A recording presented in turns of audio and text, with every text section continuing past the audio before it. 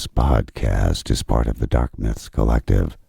Visit darkmyths.org to discover more shows like this one. The darkness awaits. This is a podcast on the Podfix Network. You can check out more shows like it at podfixnetwork.com.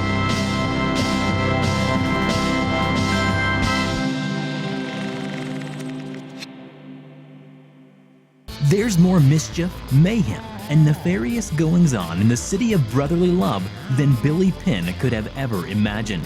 We've got it all here on the Twisted Billy podcast. True crime, haunted history, the coolest and creepiest places to visit. Welcome to Twisted Billy.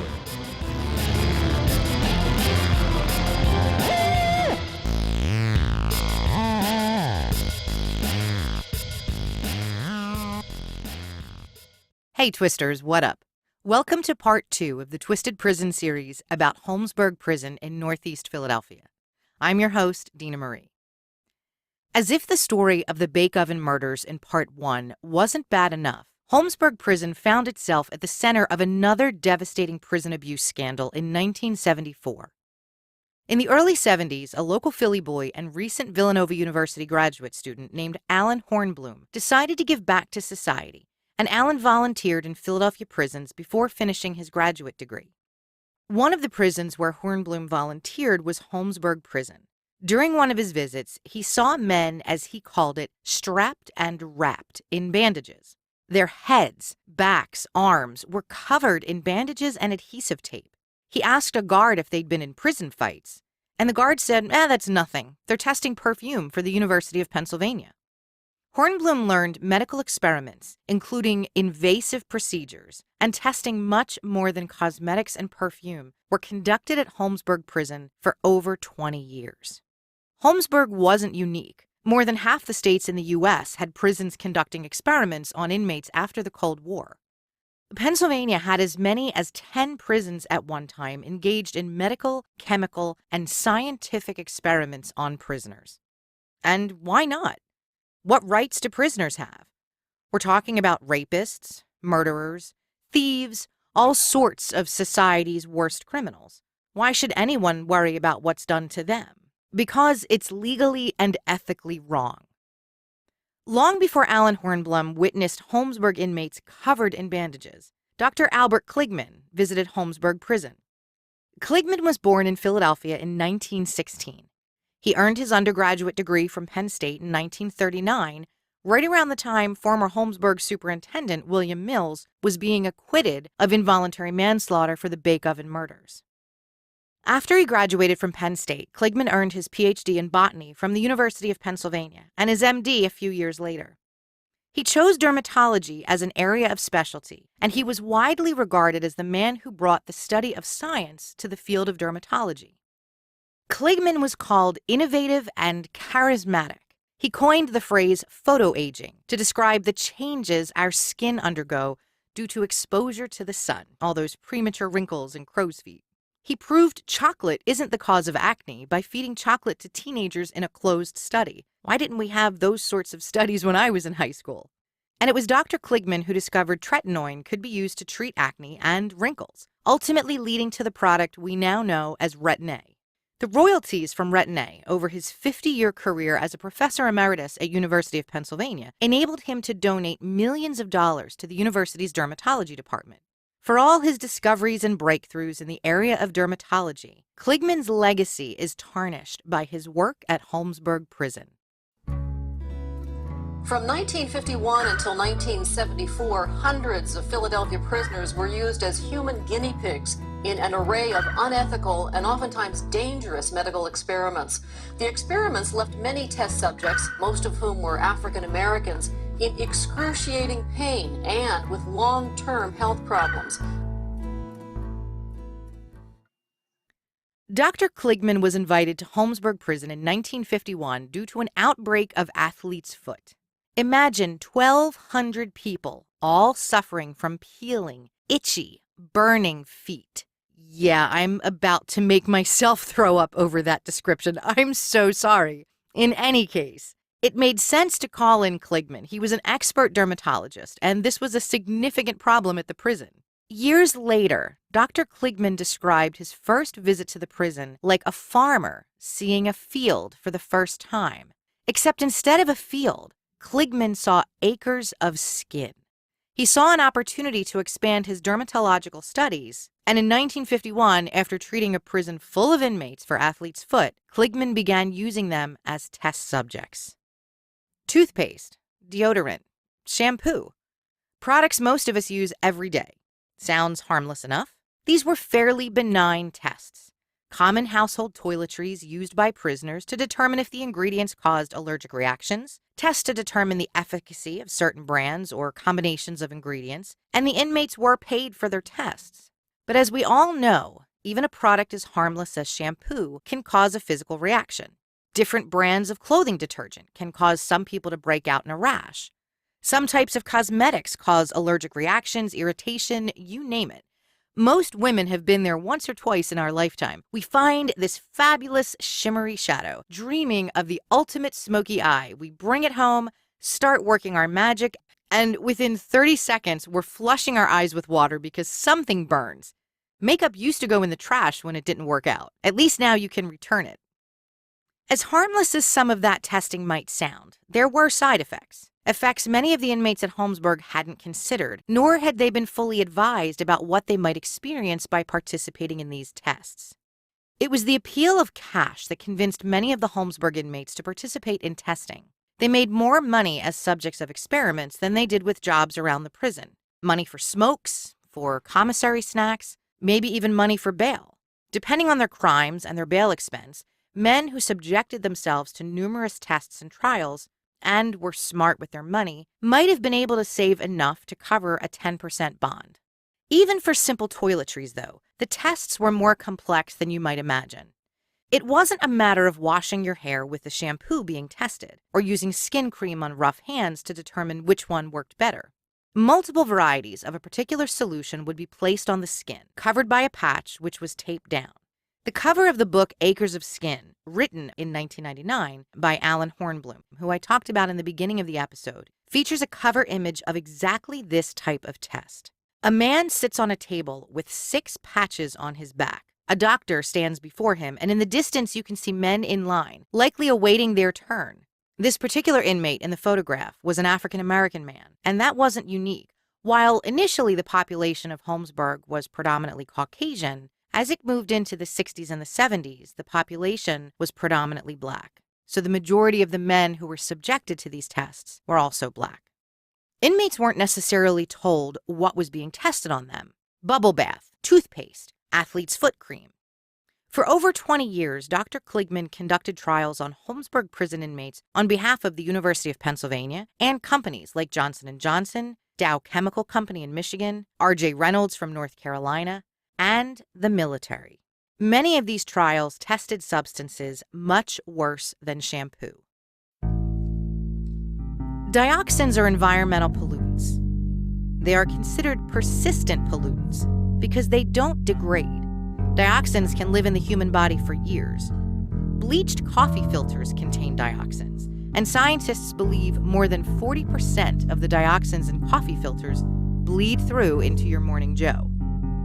I would say I'm glad I drink herbal tea, but I only use a tea strainer at home, and not all the time. Every time I get a peach tranquility tea at Starbucks or a chamomile tea before work at DeBruno Brothers, I'm probably absorbing dioxins from the paper used to make the tea bag. Dioxin is lethal to most laboratory animals. It's commonly found in herbicides, and one herbicide in particular, where the word dioxin is referenced, is Agent Orange, the chemical weapon used in Vietnam. 70 inmates in Holmesburg prison participated in a dioxin test, although they didn't know that's what was being tested on them. They developed skin reactions, including blisters, rashes, conditions that lasted for months, sometimes close to a year. And that's the superficial condition. And I literally mean superficial in the sense that this is what you saw on the surface, on the skin of the test subjects. That doesn't begin to scratch the surface because significant dioxin exposure can cause liver and kidney disease. It can also cause birth defects and cancer. Dow Chemical wanted to test the effects of dioxin exposure on humans, so they went to none other than Dr. Kligman. Participants were treated with varying dosage of dioxin. Some were coated with concentrates that far exceeded Dow Chemical's own safety guidelines. That was their intent, though. Dow wanted to determine the threshold that would produce chloracne. Chloracne is a horrible skin condition causing blisters, cysts, and lesions on the neck, the ears, cheeks, armpits, and groin. Again, I'm making myself sick. I'm probably making you sick. And you know what? That's okay, because the men who were subjected to these experiments deserve us feeling sick and uncomfortable talking about this. In a 1965 letter from Dow Chemical executive Verald Rowe to Dr. Kligman, Rowe said the material he was sending out was highly toxic. An oral dose of only 1 microgram was fatal in lab animals. Rowe added the seriousness of the consequences that might develop from testing with this type of compound require that we approach the matter in a highly conservative manner. A highly conservative manner. So basically, don't say shit to anybody. Considering the EPA didn't find out about the dioxin tests at Holmesburg until 1980, I'd say that was pretty fucking conservative. The EPA tried to identify the 70 men who participated in the dioxin tests, but there were no records. And that was bullshit because Kligman used inmates to keep records for most of the experiments at Holmesburg. Plus, Verald Rowe from Dow Chemical knew exactly what the results of Kligman's dioxin tests were. The first round of tests between 1965 and 1966 at Holmesburg Prison didn't produce the results they expected. There were no negative impacts to kidney or liver function, nor did many of the subjects develop the cysts and blisters typically seen with dioxin poisoning. So instead of ending the tests, Dow Chemical authorized a second round. This round was to be more vigorous, according to Dr. Kligman. They increased the dosage of dioxin on the test subjects, and this time they had positive results. Positive as in the side effects were present, but there was nothing positive about any of this. When he was asked about the dioxin tests and the possibility that participants could have cancer a decade after these experiments, Dr. Kligman said all these people could have leukemia now, a chance in about 1 in 20 billion, and I could get hit by an asteroid when I leave the house, but I don't think I will. As hard as this might be to imagine, the dioxin tests weren't the worst of it. Inmates were given near lethal doses of tretinoin. They were injected with staph. They were exposed to radioactive isotopes, benzene, mind-altering hallucinogenics. Inmates received a few dollars a day to participate in the experiments, but you made more money if you participated in the Army's chemical warfare tests. Most of these inmates were uneducated. They were from depressed communities in the city. Neither they nor their families had an easy time of things, and that money didn't just get them food and smokes in the commissary. It helped their families when they got out, but at what cost? One inmate who participated in a chemical warfare test spent hours in a padded cell. Then he was questioned for a while by doctors and psychologists. After the test, he wore a sign that read, "Please excuse this inmate's behavior. He can't think or act in a coherent manner." Years after leaving Holmesburg, that inmate had blackouts and fainting spells. He displayed unexplained erratic behavior. He has no idea what was administered to him while he was in that padded cell. As horrible as all of this was, Holmesburg wasn't the only prison running experiments on inmates. It was certainly one of the worst, thanks to the brilliant Dr. Kligman. In 1961, the World Medical Association stated that prisoners should not be used in medical experiments. They did not truly have freedom of choice or free will because of their circumstances. They were coerced, they were incented with money, and what else were they supposed to do? Make license plates or push a broom all day for pennies when they were told they could possibly make $100 for testing bubble bath? What would you do? The recommendation by the World Medical Association meant nothing because American doctors didn't see inmates as people. Physicians didn't see inmates, especially African American inmates, in the 50s and 60s as human beings. Now, that's not every physician, but that is a large population of the physicians during this period of time in America. Remember, Dr. Kligman even said during his first visit to Holmesburg that it was like seeing acres of skin. All he saw was a resource for testing and making money. He didn't see human beings standing before him. A national congressional investigation into unethical and illegal activities at federal agencies revealed what had been going on at Holmesburg. Prior to 1974, no one really knew because the only information shared by the prison in Philadelphia were human interest stories. There was one article from 1960 in the Philadelphia Bulletin, and it read, "The tests have been going on for about 12 years, but got a big shot in the arm when the University of Pennsylvania Hospital's dermatology department became interested in the prison." 2 years later, an article praised 100 inmates participating in a military study about the effects of heat and humidity on human skin. That sounds just swell. In the years following the congressional investigation, Philadelphia reporters uncovered CIA participation in the tests at Holmesburg Prison. I shit you not, this is proven. The CIA was especially involved in areas of mind-altering drug tests. They commissioned tests to determine the minimum effective dose to render a patient incapacitated. These tests on Holmesburg inmates included LSD, mescaline, and compounds from hallucinogenic mushrooms. Something Dr. Kligman said in an interview in the 60s really bothers me, maybe even more than any of the other dumb shit he's said. In another Philadelphia Bulletin article, this time from 1968, when the second round of dioxin testing started, Kligman said of the participating inmates, "We pay him to lend us his body for some time, but we pre-decide whether a test is dangerous, and the prisoner has to depend on our judgment." And that's what the inmates at Holmesburg Prison did. They trusted the judgment of the doctors, prison physicians, and prison officials because they were desperate, and they were poisoned. The tests conducted at Holmesburg Prison violated the Nuremberg Code, which are research ethics and principles established as a result of the Nuremberg trials, where Nazi doctors were held accountable for human experiments in concentration camps during World War II. There are 10 principles in the Nuremberg Code. The first one reads, "Required is the voluntary, well-informed, understanding consent of the human subject in a full legal capacity." Kligman admitted Holmesburg inmates didn't know the testing dangers firsthand.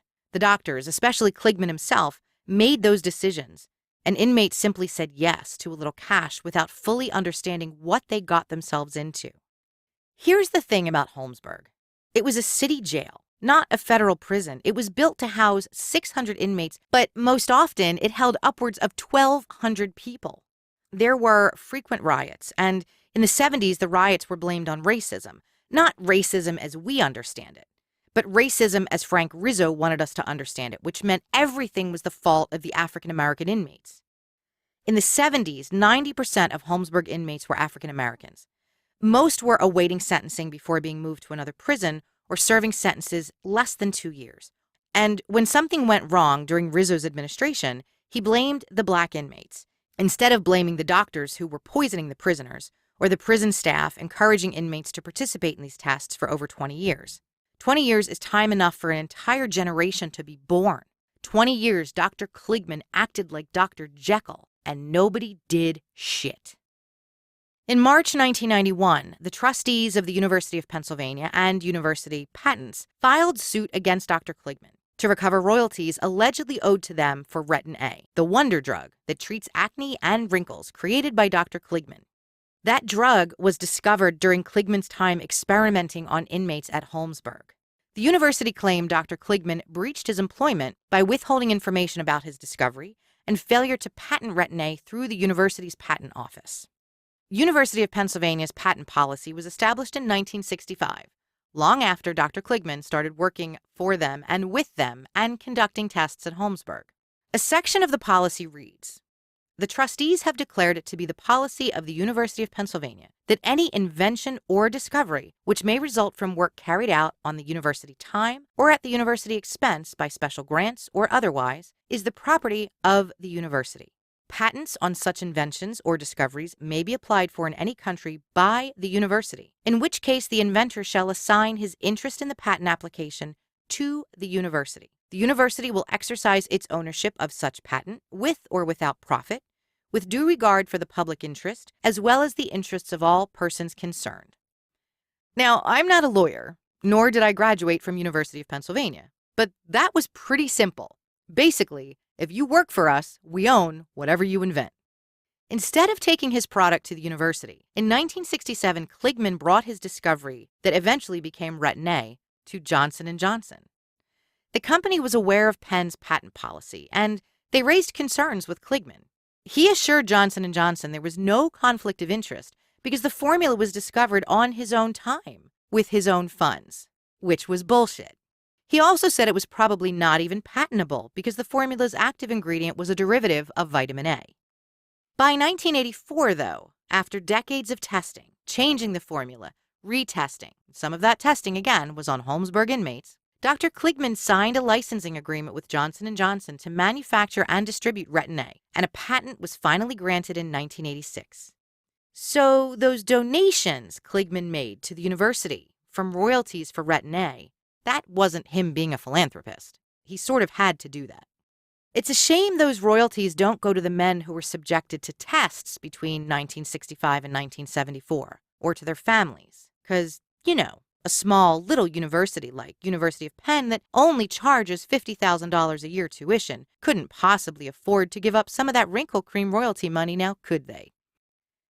In 2000, 300 former Holmesburg inmates filed a lawsuit against the University of Pennsylvania, Johnson & Johnson, and Dr. Kligman. And they didn't even ask for much. The lawsuit sought $50,000 in damages for each victim. And yeah, I said victim because that's what they were. And no-cost medical care, as many of these men were now suffering from cancer and other health conditions believed to be a result from the experiments at Holmesburg. The lawsuit was thrown out because it exceeded the statute of limitations, which expired 20 years before, in 1980. We thought that we didn't have a case or a way to go, get accomplished for what we went through. But after the book came out, we decided to come up with a class action lawsuit because we found it's a law called the rule of discovery. We thought we had signed away our rights when we were incarcerated, and we found out that the papers that they used was illegal.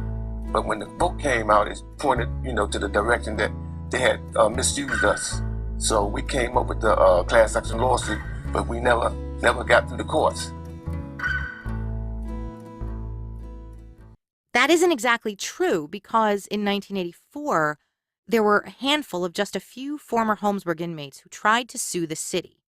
Their case was settled out of court, and they each received between $20,000 to $40,000 in damages. That was 4 years after the statute of limitations expired.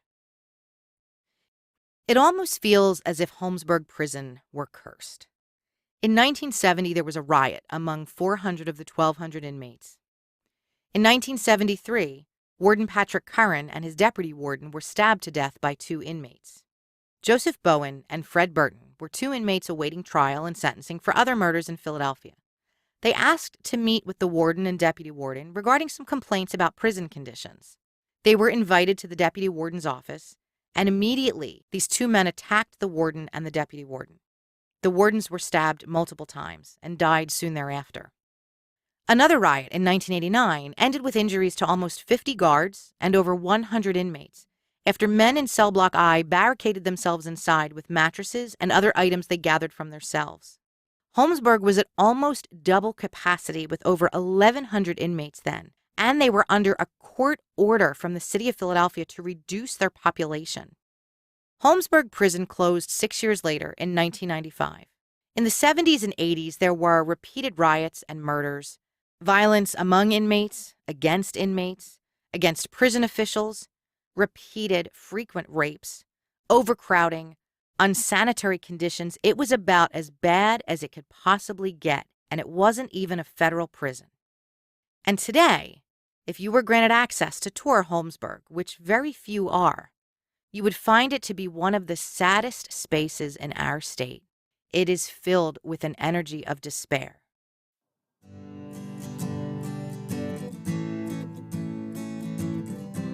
I have to say, the Twisted Prison series has been incredibly eye-opening for me so far. It's also been really fucking depressing. Jesus! God, are you guys depressed? There's one more location I'll be covering soon in Twisted Prisons, and as I mentioned before, that's Pennhurst Asylum. What I didn't mention before is my special guest co-host. I'm thrilled to announce that person will be Rachel from We're All Mad Here.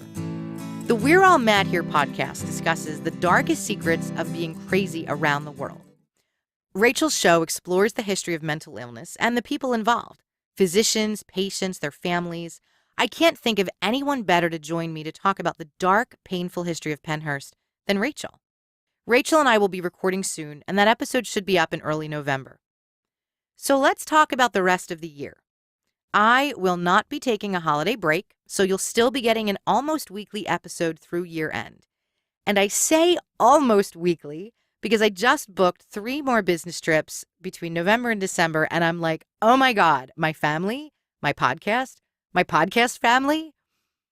For my Patreon subscribers, we'll have more exclusive content and some twisted holiday swag at the $5 level or higher. Wait till you see what I'm dreaming up for you, and it sure as shit isn't sugar plums.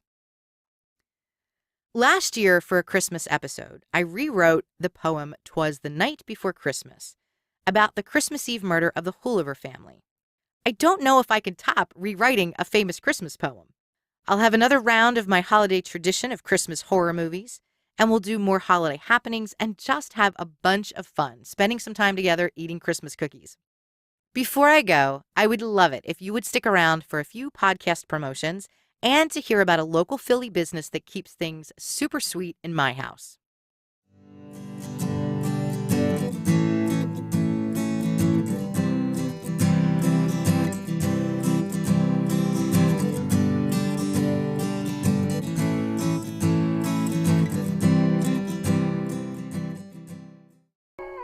Well, hello, my friends. I am CK, and I'm the host of a new and amusing podcast called Mirths and Monsters. Ever wondered about the cry of the haggis? Okay, they know. Or wondered if a man and his canine companion, say hello Finn, could travel back in time to watch a celebrity death match between St. George and the Dragon? Wonder no more.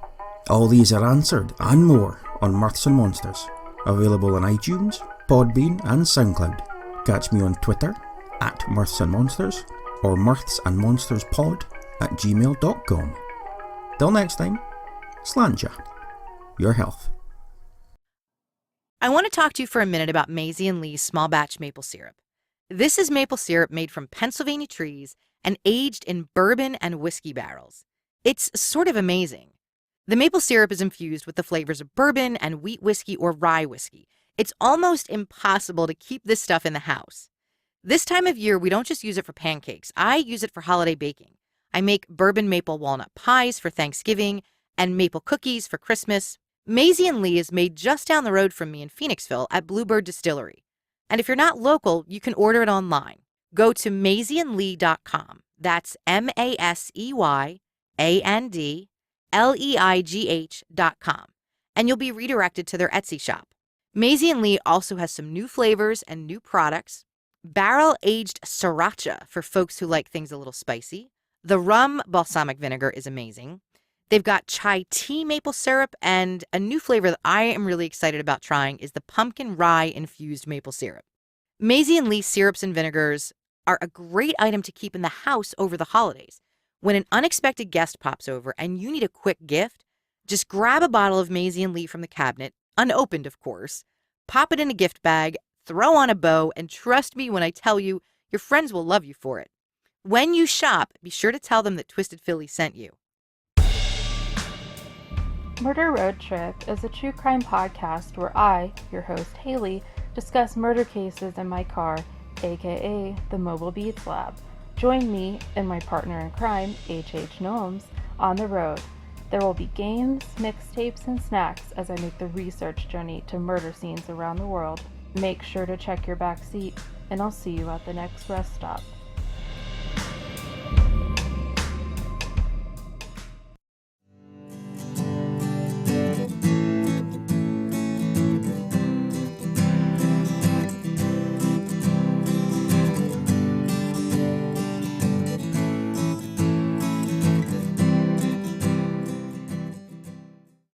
I'd like to thank Emmy Sarah for the music you heard in this and every episode of Twisted Philly.